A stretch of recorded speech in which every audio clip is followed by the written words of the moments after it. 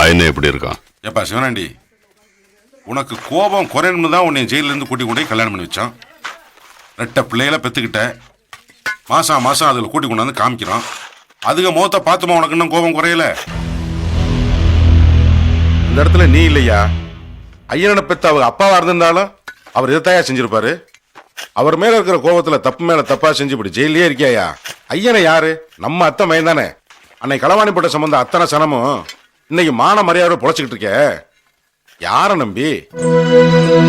இல்லாத விட்டு பிள்ளை கூட இன்னைக்கு டை புடிச்செல்லாம் மாட்டிட்டு தூரத்தூர்ல போய் படிக்குதுல, யாரால? போக்கத்த வயலுக்கெல்லாம் செங்கச்சூளை வச்சு பொழப்பு கொடுத்துருக்காரு, அது யாரு? ஐயன் தானே. இனிய அனாவசியமா ஐயனை மேல கோவப்படாம உன் பொண்டாட்டி பிள்ளை மேல பாசத்தை காட்டியா?